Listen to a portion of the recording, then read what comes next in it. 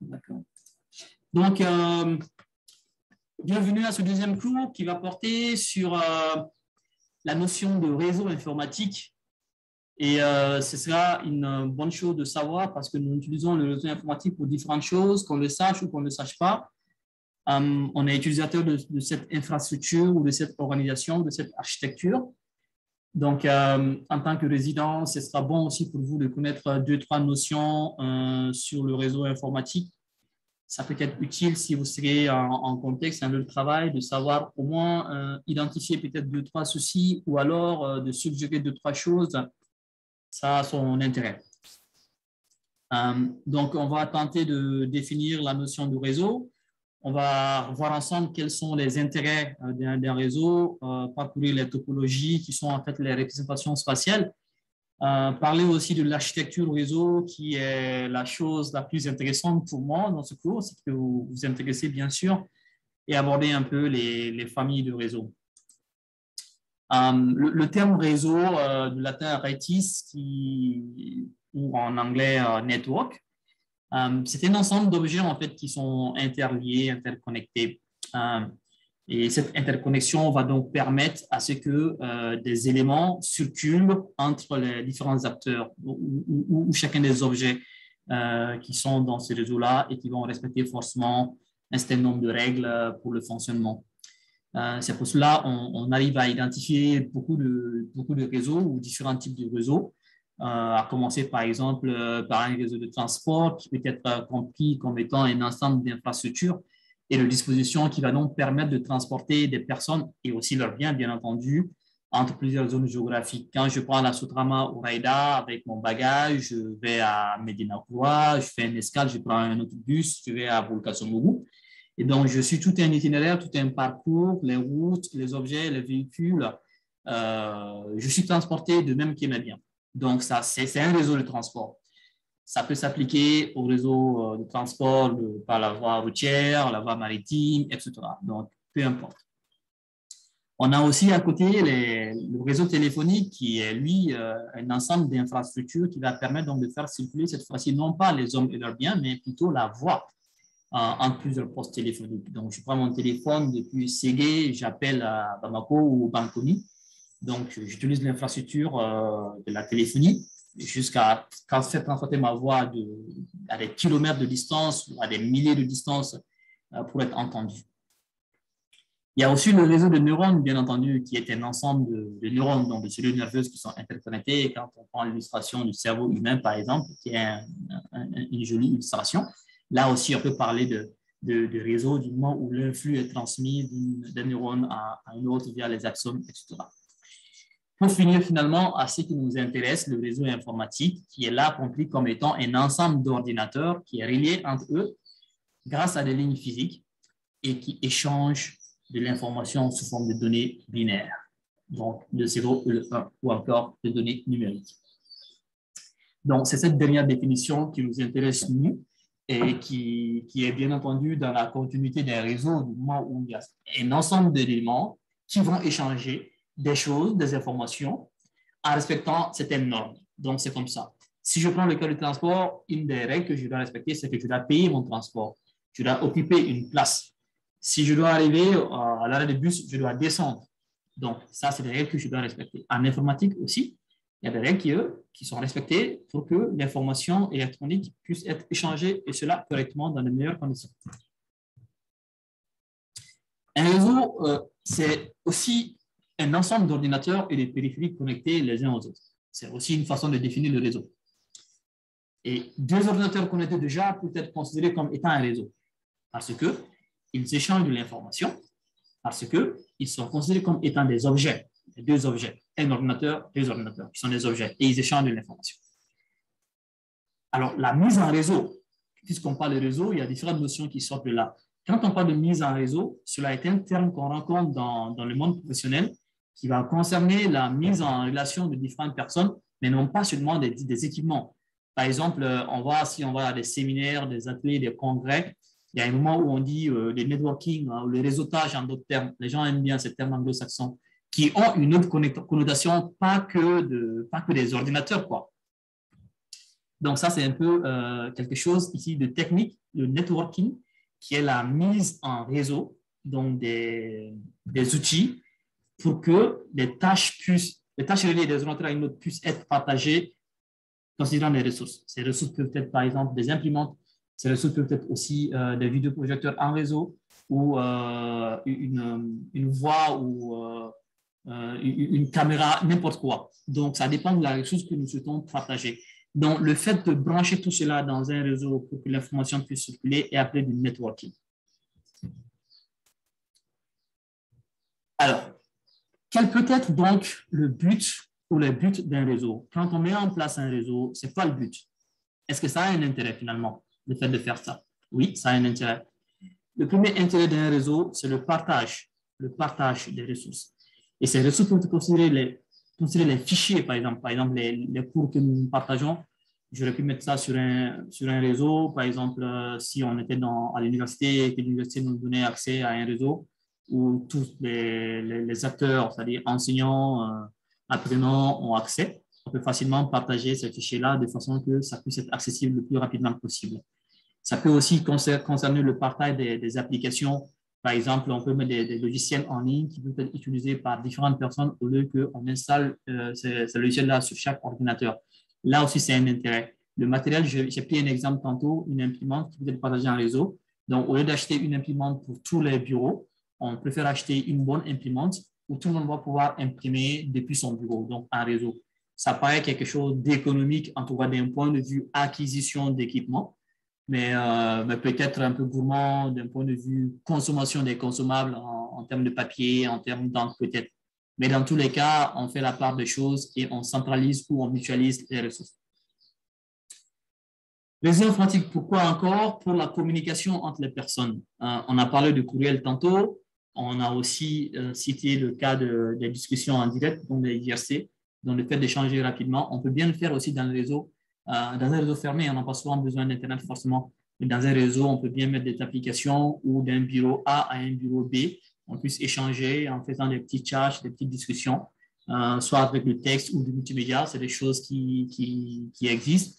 Et ça me fait penser à un exemple vivant qu'on appelle les, les voies sur IP, qu'on appelle les voies IP, qui permettent par exemple l'utilisation des interphones basées sur une infrastructure de réseau informatique et non pas sur un réseau téléphonique. C'est une illustration assez conséquente du réseau. Quel intérêt peut-on en avoir aussi? C'est la communication entre les processus. Alors, dans un réseau, il y a différentes choses qui se passent en tâches, en arrière-plan que nous, utilisateurs, nous ne voyons pas forcément. Et pour donc diligenter ces choses-là, on peut peut-être partager, par exemple, des antivirus en réseau. Au lieu d'acheter Kaspersky pour chaque ordinateur, un administrateur réseau va dire, voilà, pour tout mon réseau où il y a 20 ordinateurs, je vais acheter un antivirus orienté réseau qui va donc permettre de faire la mise à jour de toutes les machines qui sont dans mon réseau, et cela sans que l'utilisateur même ne se rende compte. Donc, on va automatiser les processus, et cela grâce au réseau informatique. Ça permet aussi de garantir l'unicité de l'information, comme par exemple une base de données. Admettons que la faculté de médecine, enfin votre 2S plutôt, en un bas échelle, a une base de données dans laquelle nous allons enregistrer tous les apprenants. Vous êtes inscrit, vous avez votre parcours dedans, et donc si par exemple, chaque encadreur ou chaque responsable de votre 2S, à un moment donné, veut avoir accès à une information auquel il a droit, eh bien, il va consulter directement cette base de données. Donc, c'est de l'information centralisée, on ne va pas chercher à gauche et à droite. Donc, du coup, ça nous permettra donc d'aller plus rapidement, avoir une information unifiée, non pas disparate, parce qu'une information qui passe par différents relais a beaucoup de chances d'être altérée dans le temps et dans le processus. Alors que là, si c'est centralisé, chacun va prendre la même information. Elle ne change pas, en fait. L'intégrité est gardée. Donc, c'est ce qui fait un peu la garantie de l'unicité. Mais aussi pour les gamers, un réseau peut être utilisé aussi pour jouer aux jeux vidéo à différentes personnes, des jeux en réseau. C'est bien possible. Alors, les réseaux vont permettre aussi de standardiser, bien entendu,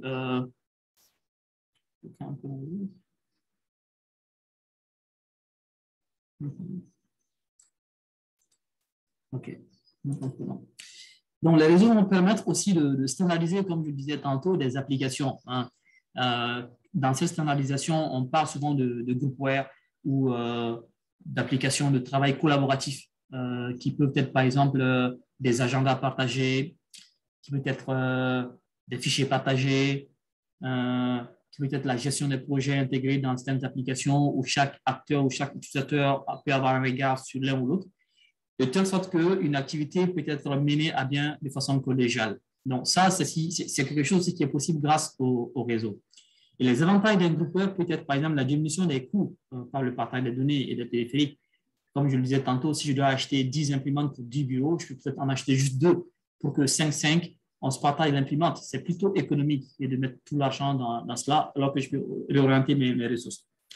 Mais aussi en termes de temps, le temps qu'il faut pour maintenir tout ce parc informatique avec des équipements ou des téléphériques ou d'autres ressources, ou alors tout l'argent qui serait mis, par exemple, pour faire ça, alors qu'on peut avoir le même résultat en mutualisant les ressources. Donc, j'aurais gagné en argent et en même temps en temps. Et mieux, en fait, ça permet de rendre encore plus efficace l'organisation du travail. Ça permet de rendre plus efficace la communication du moment où on peut facilement échanger des informations, savoir qui est en train de faire quoi à quel moment et être proactif. Donc, un réseau a beaucoup d'intérêts. En fait. On ne pourra citer que ces quelques intérêts. Alors, quelles sont donc les topologies d'un réseau informatique? On entend par topologie d'un réseau la représentation qu'on fait de ce réseau-là. C'est comme si on bascule du coup en 3 dimensions, on regarde à quoi ressemble un réseau de façon physique. On parle aussi de topologie physique par la même occasion. Donc, c'est une vue d'en hauteur, en fait.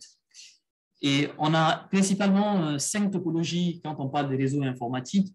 Il s'agit de la topologie en bus, en étoile, en anneau, en arbre et en topologie maillée. Les 2 dernières topologies sont les topologies rarement utilisées, dont je n'aborde pas dans ce cours-là, parce qu'elles sont rarement utilisées. Par contre, je vais faire un focus sur les 3 premières topologies. À commencer par la topologie en bus. La topologie en bus, c'est l'organisation la plus basique en fait, du réseau. C'est assez simple de mettre en œuvre. On met les ordinateurs dans le même canal qu'on appelle bus. En fait, c'est la ligne physique sur laquelle tous les ordinateurs sont branchés directement là-dessus. Ça a l'avantage d'être facilement mis en œuvre, mais ça a un grand inconvénient, une grande vulnérabilité en fait. Si une de ces connexions échouait, c'est tout le réseau qui prend le coup, qui a des problèmes. Donc ça, c'est une topologie qui n'est pas conseillée, qui est assez élémentaire. Ensuite, nous avons la topologie en étoile, ou la topologie de réseau en étoile, qui se veut un peu plus organisée que la précédente topologie. Donc, topologie en étoile sous-entend que les ordinateurs sont reliés à un matériel cette fois-ci, au lieu que ce soit dans le bus. Ce matériel qui est appelé un concentrateur, qu'on appelle aussi un hub. C'est un peu similaire à une sorte de multiprise, en fait, qui va donc permettre aux ordinateurs d'échanger de l'information. Mais bien entendu, ce hub est considéré aussi comme étant le point névralgique du réseau. Ça sous-entend que si ce concentrateur arrive à avoir un problème, eh bien, il y a des chances que le réseau, en fait, une des tranches du réseau, ait aussi des problèmes, qu'il y ait donc problème de communication.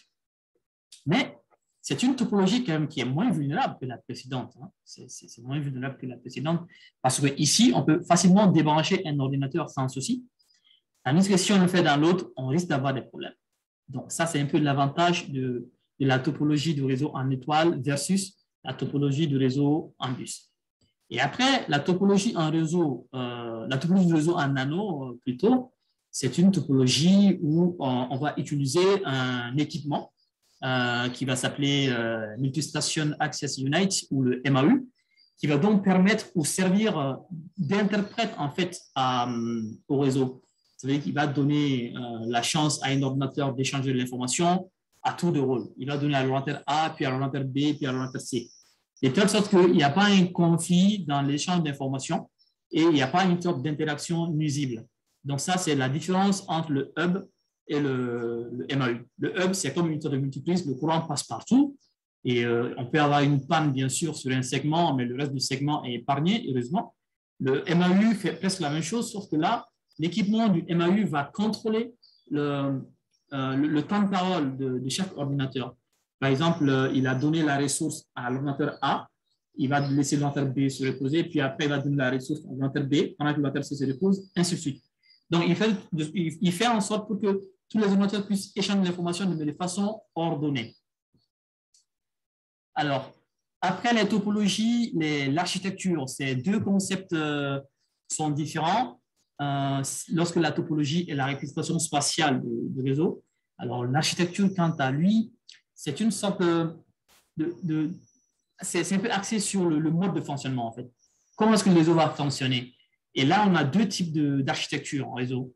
On a l'architecture qu'on appelle le peer-to-peer, qui est synonyme à l'architecture égal à égal, où les composants, voire les deux composants du réseau, vont pouvoir échanger au même niveau hiérarchique. C'est-à-dire qu'ils sont d'égal à égal. C'est-à-dire qu'ils vont jouer le même rôle. Ils sont tous les deux des serveurs, ou alors ils sont tous les deux des ordinateurs clients. Pardon. Donc, même rôle. La problématique avec le peer-to-peer, c'est que il y a finalement pas, on ne sait pas qui est le maître, qui est l'ordinateur maître dans le réseau, en fait, qui joue le rôle de meneur de jeu. On ne le sait pas parce qu'ils jouent le même rôle. Tant l'ordinateur A peut envoyer l'information, l'ordinateur A peut recevoir l'information. Donc, du coup, ça, c'est une architecture vraiment d'égal à égal. À côté de cela, il y a l'architecture de type client-serveur qui est une architecture très intéressante et qui est mise en œuvre, qui est l'architecture soutenue en fait en informatique. On voit rarement le peer-to-peer, mais beaucoup plus l'architecture client-serveur, qui se veut une architecture dans laquelle on a un ordinateur qui va jouer le rôle de maître, donc le rôle de serveur, qui va donc se charger de donner les services aux autres ordinateurs qui sont appelés les ordinateurs clients. Ces ordinateurs clients peuvent bénéficier des services de mise à jour, des services de partage d'informations, des services de sécurité, des services de gestion des périphériques, entre autres, ou même d'accès à certaines applications. On va donc comprendre que si c'est le serveur qui joue ce rôle-là, c'est le serveur qui est donc considéré comme étant le point névralgique du réseau. Parce que s'il n'y a pas le serveur, c'est comme si on coupait la tête du serpent. Du coup, plus rien n'est possible, plus aucune interaction ou communication ne sera possible parce que tout le monde s'approvisionne auprès du serveur. Et s'il n'y a pas le serveur, eh ben, on ne pourra pas travailler. Les clients ne pourront pas avoir de répondant en d'autres termes. Pourquoi c'est important de mettre l'accent sur l'architecture du client-serveur? Parce que dans vos lieux de travail, si vous êtes amené à utiliser un logiciel informatisé pour gérer vos dossiers médicaux, eh ben, la majeure partie du cas, ces dossiers sont gérés par un logiciel. Et le logiciel, lui, il est hébergé sur un serveur. Ça veut dire que tous les autres ordinateurs de l'hôpital ou du CSCOM ou du CCRF sont dans un réseau et sont appelés des clients. Donc, si le serveur ne marche pas, ça veut dire que vous n'avez pas accès à votre dossier médical électronique. Donc, c'est un peu l'enjeu, c'est l'intérêt de comprendre cette notion-là, en fait. Mais ça a beaucoup d'intérêt parce que quand on fait de la maintenance, c'est vraiment soutenu. On ne fait la maintenance que sur le serveur et toutes les autres machines vont bénéficier des mises à jour ou des correctifs que le serveur a bénéficié. Donc, ça permet d'être très efficace, ça permet aussi de renforcer la sécurité et ça permet bien sûr la centralité et le partage de l'information surtout.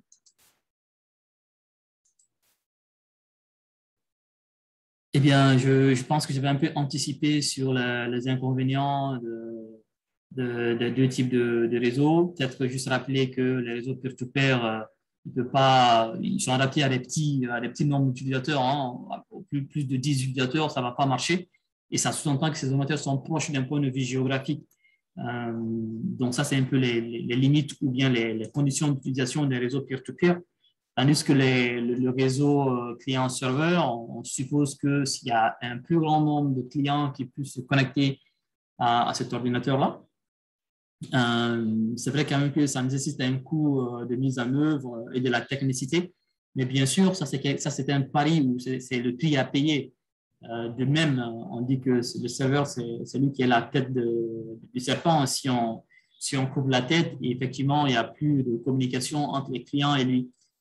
Mais ça a énormément d'avantages, ce qui fait qu'aujourd'hui, ça reste la tendance, ça reste la norme, si je veux me permettre en termes d'architecture, ça reste la norme pour ces motifs de centralisation de données, pour ces motifs de sécurité, pour sa facilité d'administration, pour son grand atout en termes d'évolution, parce qu'on peut ajouter différents services au fil du temps.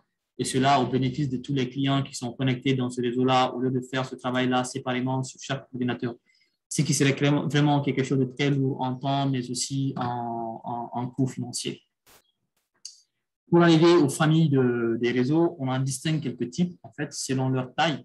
La taille d'un réseau synonyme du nombre d'équipements ou le nombre d'actifs réseau que cela peut contenir en termes de nombre d'ordinateurs, par exemple, mais aussi la vitesse de transfert des données dans ce réseau-là et leur étendue sont prises en compte pour nous amener à faire la catégorisation ou la typologie de ces différents types de réseaux ou de familles de réseaux. On va commencer par parler des réseaux personnels, abrégé en anglais par le PAN, du Personal Area Network. Juste après ça, on a les réseaux locaux qui sont les plus rencontrés et les plus utilisés, Local Area Network, donc des réseaux locaux qui sont un ensemble d'ordinateurs d'une même organisation, d'une même ONG, entreprise, etc., qui sont reliés entre eux dans une petite zone géographique. Par un réseau, ce réseau peut être câblé ou alors un réseau wireless.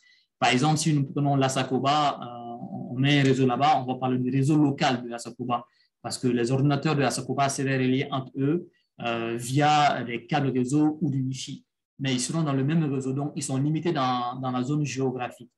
Alors, imaginons qu'on puisse mettre donc un réseau Asacoba avec l'Asaco de Konobugu, par exemple, et de Sege.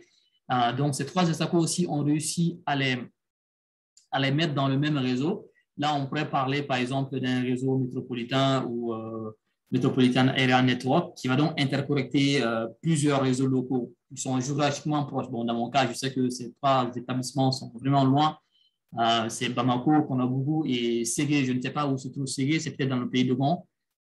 Mais géographiquement, j'imagine que c'est très loin. Donc, ça ne va pas répondre exactement à la définition d'un MAN ici, mais c'est pour que vous puissiez comprendre que si nous interconnectons des réseaux locaux géographiquement proches, on va obtenir un réseau métropolitain. Alors, le réseau étendu, là, le Wide Area Network, il va interconnecter plusieurs réseaux locaux, mais sur une très grande distance géographique. Admettons qu'on puisse connecter tous les CSCOM de Bamako au CSCOM de Kati et au CSCOM en tout cas, d'un endroit proche de Bamako, quoi. Mais vraiment étendu. Donc, vous imaginez un peu l'étendue de ces réseaux-là qui devient de plus en plus grand. Mais figurez-vous bien, plus le réseau est grand, plus on a besoin d'une vitesse de transmission assez élevée. Ça veut dire qu'il faut qu'on utilise peut-être la fibre optique de la GETIC, donc du département du gouvernement, pour qu'on puisse avoir un débit conséquent afin de travailler comme si on serait que dans un réseau local à Asacoba. Sans quoi, mettre en place des réseaux étendus ne seront pas efficients parce que si la vitesse de transmission n'est pas suffisante, eh bien, on ne peut pas travailler correctement. C'est ça le problème. Un exemple illustre cela, dans les pays développés, vous comprenez que, par exemple, au niveau de la police, les données sont centralisées et les stations de police sont connectées à leur même base de données. Donc, si on fait un délit dans la commune A et on se fait arrêter dans la commune B, on peut retrouver dans la base de données facilement qui on est, d'où est-ce qu'on vient, etc. Mais pour cela, il doit pouvoir accéder rapidement aux données partagées sur le réseau, même si c'est étendu. Donc, nous, si on imagine travailler comme ça veut dire que nos différents CSCOM ou nos différents établissements de santé de façon générale doivent partager de l'information en temps réel et doivent suffisamment communiquer à une très grande vitesse. Aujourd'hui, je pense qu'on n'a pas la réponse à ça. Donc, il faut que nous trouvions d'autres alternatives pour pallier à ce problème-là. Donc, les réseaux étendus, pour nous aujourd'hui, ce n'est pas gagné, même s'il y a du travail dans ce sens-là. Et une dernière famille de réseaux, les réseaux locaux virtuels, qu'on appelle les VLAN, c'est le regroupement d'un ensemble d'ordinateurs de façon logique et pas physique. Par exemple, au 2S de médecine de famille, on va dire, voilà, nous, on a des sujets sur la santé publique, on va faire des recherches sur la santé publique, donc l'informaticien va mettre en réseau les personnes qui sont intéressées par des thématiques de la santé publique, donc il va créer un petit réseau virtuel entre eux où ils pourront échanger les informations en lien avec leur thématique, mais c'est vraiment virtuel, ce n'est pas physique. Hein. Physiquement, ils sont dans la même enceinte, même immeuble et tout le reste, mais ils partagent en plus de cela un petit espace à eux où ils peuvent partager des informations dédiées à eux. Donc, ça, c'est la petite nuance entre un réseau virtuel et un réseau local physique, dans le vrai sens du terme. Et je profite pour parler aussi d'un aspect qu'on appelle les VPN, Virtual Private Network. Il y a aussi un canal sécurisé qui est assez utilisé lorsqu'on veut joindre deux points. C'est-à-dire, si je suis à Bamako et que je veux travailler sur le CSCOM de Konobougou, sur le logiciel, je peux le faire, mais il faudrait que j'utilise une connexion sécurisée dans ce VPN dont je parle notamment, qui va donc me permettre de creuser un canal sécurisé bout à bout, de Bamako jusqu'à Konobougou, avec presque zéro chance de me faire voler une information en cours de chemin pour travailler comme si j'étais à Konobougou. Donc, ça, c'est souvent une utilisation qu'on fait aussi dans les réseaux. Alors, les réseaux informatiques, ils sont classés en fonction de leur topologie, comme on l'a vu tantôt, topologie en bus, en étoile, en anneau, etc. Mais aussi, ils peuvent être classés par rapport à leur fonctionnement, là où on parle d'architecture, mais aussi on peut les classer en fonction de leur taille, donc les différentes tailles, réseau personnel, réseau local ou réseau étendu. Et chaque classification a nettement ses avantages et aussi ses critères de mise en œuvre. En fait, les choix sont faits sciemment en fonction de ce qu'on va faire. Et par-dessus tout, les réseaux informatiques d'architecture client-serveur avec un réseau LAN comme topologie physique et en étoile sont les plus fréquemment rencontrés sur le marché et dans l'utilisation. Donc, pour répondre clairement, si on dit oui, mais parmi tous ceci, quels sont les réseaux qu'on utilise vraiment? Donc, ce qu'on utilise vraiment, c'est l'architecture client-serveur, c'est le réseau local avec une topologie en étoile qui sont les plus utilisés. Bien sûr, d'autres peuvent être utilisés, mais ces-ci-là sont les plus répandus, en fait. Donc, je vous remercie encore une fois pour votre attention. Si vous avez des questions, on va les prendre avant de terminer la séance d'aujourd'hui sur ces deux cours-là. Merci beaucoup.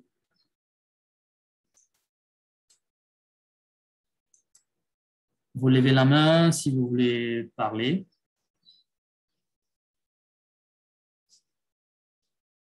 D'accord. Docteur Konaté et collaborateur, je vous donne la parole.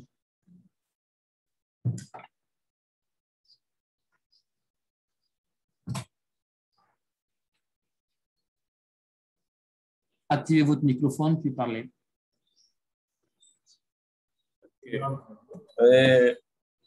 Encore une fois de plus, merci à Dr Savadogo pour la présentation. Encore, je reprends, nous sommes au nombre de 3. Il y a Dr Konaté, qui est notre encadreur. Il y a Dr Berti, Rissa également, DS4, et moi-même, Dr Djabi Abbas, DS3.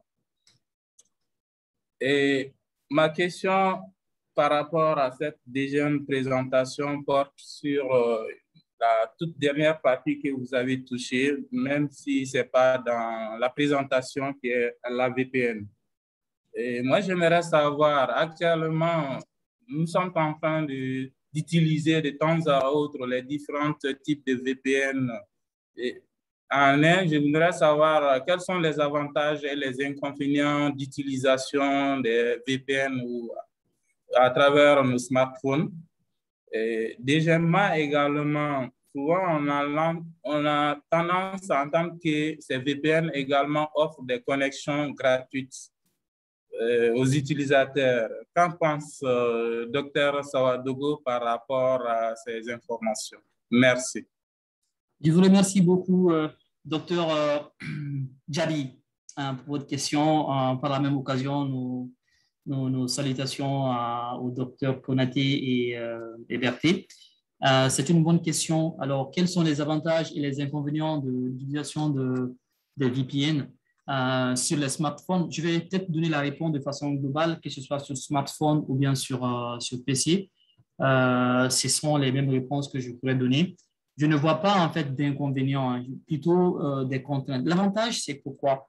L'avantage est que on va faire une utilisation sécurisée de l'outil que nous allons faire ou du service que nous allons rendre ou bénéficier.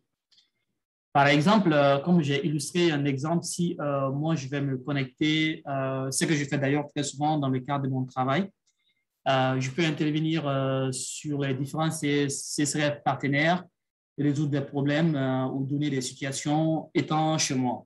Je le fais grâce au VPN, qui est donc une solution qui permet de crypter une connexion d'un point A à un point B. Et le cryptage de ces connexions va nécessiter qu'on ait un serveur VPN aussi, c'est-à-dire un serveur auprès duquel les deux clés, en fait, moi, je peux avoir une clé cliente qui me dit qui moi je suis. Et cette clé doit être décryptée aux côtés du serveur qui doit m'identifier. Donc, si je n'ai pas cette clé-là, la personne ne pourra pas donc utiliser le VPN. Donc, on ne va pas le reconnaître, l'accès lui sera refusé. Donc, du coup, utiliser le VPN, l'avantage, c'est d'utiliser une connexion sécurisée pour le service ou l'activité que vous allez faire. C'est déjà quelque chose de bien. Alors, je ne vais pas inconvenir en contraintes. Les contraintes, c'est qu'il faut bénéficier d'une bonne connexion Internet pour que tu puisses bien travailler avec ton VPN. Si on n'a pas un bon débit Internet, on va lentement utiliser, c'est assez ennuyeux et au finish, vous avez même du mal à faire votre travail. Ça, c'est les contraintes. Une autre contrainte, c'est qu'il faudrait que votre équipement supporte le VPN. Les smartphones récents déjà le supportent et les ordinateurs, bien entendu, aussi supportent bien. Donc, il faut donc installer plutôt un logiciel VPN qui prend en charge votre certificat et qui donc permet de vous ouvrir les accès sécurisés pour faire votre travail. Donc, ça, c'est plutôt des conditions minimum à avoir pour pouvoir utiliser un VPN, mais je ne vois vraiment pas d'inconvénient en tant que tel pour un VPN. Donc, pour moi, le VPN, c'est une solution clé en main pour que je puisse travailler à distance et cela de façon sécuritaire. Alors, est-ce que ça permet de donner la connexion gratuitement ou pas, plus souvent sur les smartphones? Je ne crois pas, mais plutôt, ça te permet d'accéder à des sites ou des services pour lesquels ton territoire serait bloqué d'accès. Par exemple, on peut dire que oui, les Maliens n'ont pas droit à accéder à une page de l'Allemagne ou un service allemand. Pourquoi? Parce que chaque équipement qui est connecté sur Internet a une adresse IP. Et l'adresse IP de chaque équipement est liée à une adresse IP publique. Cette adresse IP publique est gérée par le fournisseur d'accès à Internet. On sait que chaque pays a une plage d'adresses IP. Donc, grâce à l'adresse IP, on peut savoir que telle personne-là ou tel visiteur-là vient du Mali. Donc, du coup, les protocoles de sécurité vont bloquer votre accès à ce site web ou à ce service-là. Maintenant, en utilisant un VPN va contourner l'adresse IP parce que ce n'est pas la même plage d'adresse IP que les VPN vont utiliser. Les VPN vont utiliser des plages qui ne sont pas même des plages définies par les pays. Il va utiliser d'autres plages qui sont difficilement détectables parce que ça peut venir de partout dans le monde. Donc, du coup, ça vous ouvre des portes où vous ne devez normalement pas entrer. Et c'est dans ce sens-là où je peux dire que oui, ça peut vous permettre d'accéder à des contenus pour lesquels, normalement, vous êtes bloqué. Rappelez-vous, pendant les couvre-feux ou les manifestations, les gens n'avaient pas accès aux réseaux sociaux et il y a beaucoup de gens qui ont recouru à des solutions comme ça, des VPN, des connexions de sécurité pour en fait dérouter leur adresse IP pour le faire passer pour quelqu'un d'autre afin d'avoir accès à ces services-là. Donc, c'est ce que je peux vous donner comme réponse, mais donner Internet, je ne pense pas. Merci pour votre question. Je ne sais pas si ça vous satisfait.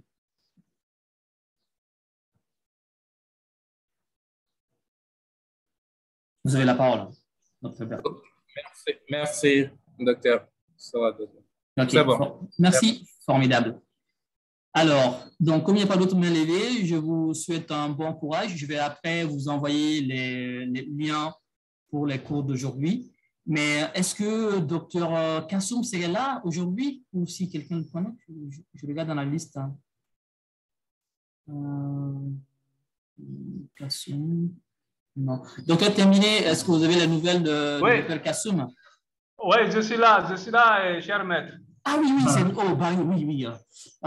J'ai reçu votre prénom et votre nom de famille. OK. Donc, docteur Barry, je vous inviterai à regarder vos spams si vous n'avez pas reçu mes messages. Est-ce que vous l'avez fait? Oui. Non, je ne l'ai pas fait, mais en fait, j'ai fait une fausse manœuvre. J'avais reçu les documents. Oui. Mais sans télécharger, j'ai essayé d'archiver. OK. Ah oui. Donc maintenant, quand j'ai voulu faire ressortir, je n'ai pas pu retrouver le document. OK. Oh, oui. D'accord. OK, super. Ben, il faut juste décharger, vous allez le retrouver. D'accord. Donc, merci à tous et je pense qu'on a un dernier cours après-demain. Ce cours va mettre fin au premier séminaire qui porte sur l'informatique au quotidien et puis après, vous aurez le devoir qui va résumer tous les cours qu'on a eus. Et la semaine prochaine, je pense que le second séminaire va commencer avec le docteur Konati Abdoulaye. Mais dans tous les cas, on vous écrira. Donc, bon après-midi et à après-demain, Inch'Allah. Merci. Merci, au revoir. Au revoir.